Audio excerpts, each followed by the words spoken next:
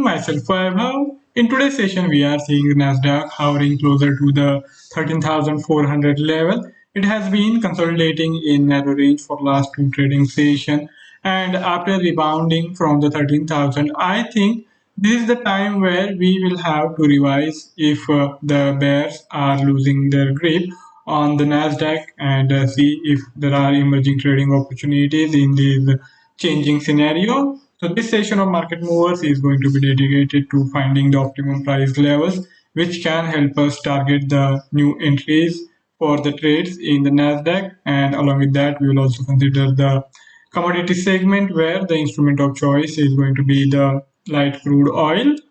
If we consider the data docket for the day, earlier in the day we got the employment numbers for the United Kingdom and the Euro area. And if we consider the UK data is showing substantial improvement in the employment opportunities in the United Kingdom.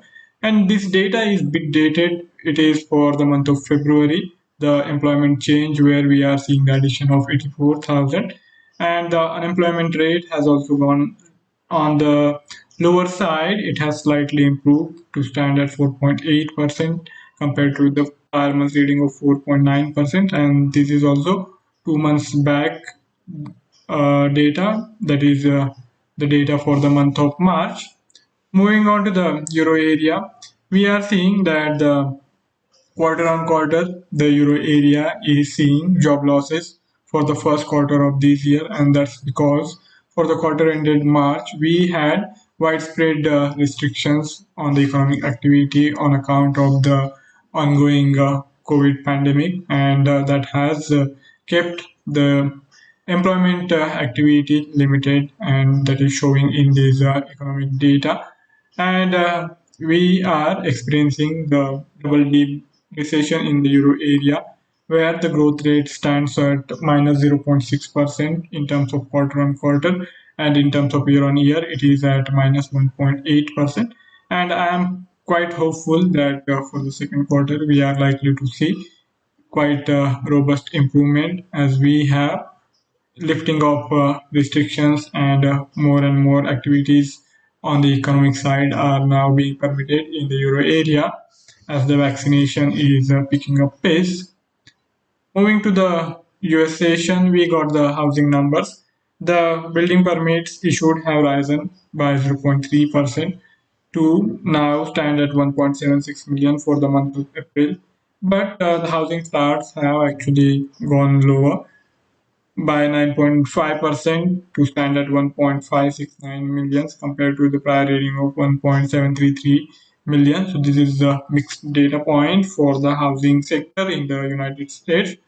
Later in the day, we are also scheduled to get the private body, the API, American Petroleum Institute's crude oil inventory data for the week ended 14th of May. And after consecutive weeks of drawdown, for this week, we are likely to see the rise in inventories, and we are expecting the rise in inventories of around 1.68 million barrels. And this is likely to push the light crude oil on a lower side, and we can expect some minor correction to take place. As the US session has started, we are already seeing some price pressure in the light crude oil prices, but I think even if we get some correction, and if the light crude oil moves on the lower side, that is going to present us with new opportunities to start to go for the long trades, but that is for tomorrow's session. But I will be pointing out some key levels which are going to be helpful if we want to optimize the entries in the light crude oil. So let's shift our attention to the technical segment, where we will first cover the Nasdaq, and then I will also explain to you how the situation is likely to unfold in the light crude oil. So let's start with the technical outlook for the Nasdaq.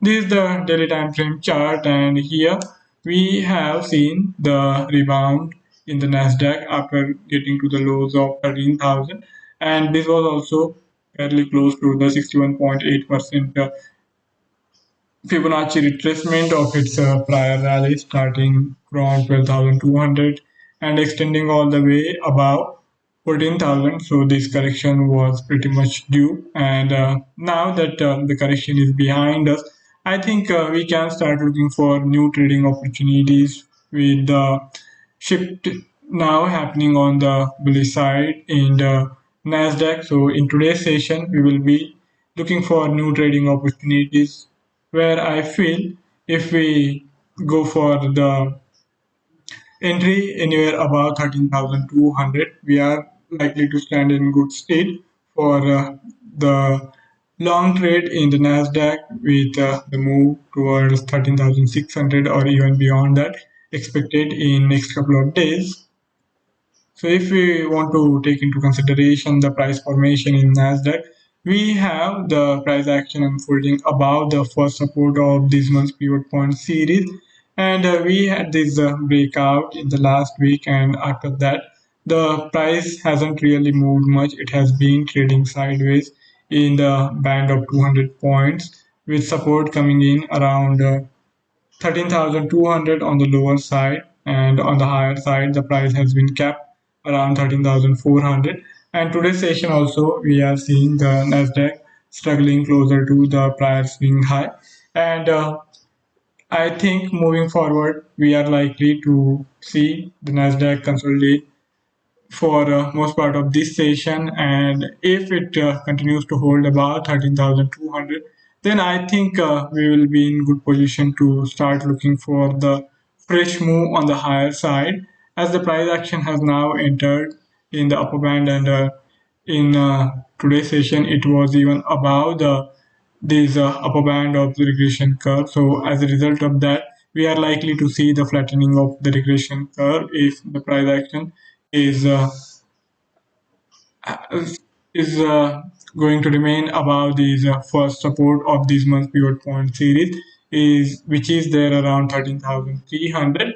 And if we consider the pivot point formation, we have this bearishness still prevalent in the Nasdaq, and for any turnaround from short-term perspective, it will be important for the Nasdaq to hold above this first support, and that is going to then drive the next move. And because of this importance, I think we will have to wait and see how the session closes in today's session, and after that we are likely to have much more clarity on the price action front for any fresh trade in the Nasdaq. So if you want to look for the trading opportunities, I think the prior swing low, the yesterday's low established closer to the 13,200 is going to hold the key in near term. So as long as the Nasdaq is trading above it, we can be hopeful of the continuation of this near term trend on the upper side, and in due course of time the move beyond 13,450, which is the immediate swing high, can be expected. So that's how this price action is likely to unfold for next couple of days. So if it respects support on the lower side, then after due consolidation, we can get involved for the new trade while keeping the stop loss anywhere around or above 13,100, while looking for the entry anywhere in the price band of 13,200 to 13,250. And on the lower side, we should be looking for the stabilization of the price above these 100 SMA, and that is going to be the near term support for the Nasdaq. And depending on that, we will be able to take a call for the new trade in the Nasdaq. Now let's see what's happening in the commodity side. We will consider the light crude oil's technical outlook. This is the daily time frame chart, and here we can observe that the light crude oil has struggled to cross above the prior swing high, and for last couple of days it has been consolidating just little below the prior swing high established around US $68 per barrel. And for more than a week now, the light crude oil has traded in a narrow range where the upside is being kept just little below the prior swing high. But I think its underlying momentum, which is still bullish, is likely to keep it in good state, and in due course of time, we can expect the move beyond this prior swing high, as we have the formation of higher highs and higher lows, and then that naturally improves the probability of a new high being formed in the light crude oil. So if we want to look for the new trading opportunities, we will have to keep an eye on this first resistance of this month point pivot point series, which has kept the light crude oil's upward momentum cap. And we have seen the light crude oil struggle to cross and hold above this first resistance of this month's pivot point series. This is the third attempt where the light crude oil is reversing after getting close to this level, and it will be interesting to see how far the light crude oil corrects from the current level. If it is able to hold above the US dollar 65 per barrel level, then I think we will have much stronger possibility of the move for the breakout above this immediate hurdle in next session. So in today's session, see how the price action unfolds, and it will be interesting to see if the light crude oil is able to sustain above the low formed in yesterday's session below the US dollar 65 per barrel mark. If you consider these both the technical formations, the regression curve, as well as the pivot point series, both are pointing to the possibility of prolonged consolidation in the light crude oil, and as a result of that we will have to adapt the cautious approach here, and I think we can look for scalping opportunities where the buy on dip strategy can be adopted for the light crude oil. So if you want to look for the trading opportunity, watch out for this price area, the confluence of 50, 100 and 200 SMA just above the US dollar 65 per barrel mark. On the lower side, we also have this immediate swing low from where the reversal happened in yesterday's session, and that is the price zone I think is likely to be a guiding factor for next big move in the light crude oil. So as I said earlier, it will be important for the light crude oil to continue to respect this support and not cross below this prior swing low. So if the light crude oil is able to hold above this support area after this correction, and if we don't really have any fresh move on the lower side, then I think as and when the light crude oil starts to climb on the higher side, we can go for the trade anywhere above US dollar 65 per barrel level for the long trade, and on the lower side the stop loss around US dollar 64.5 or just little below that should be good enough.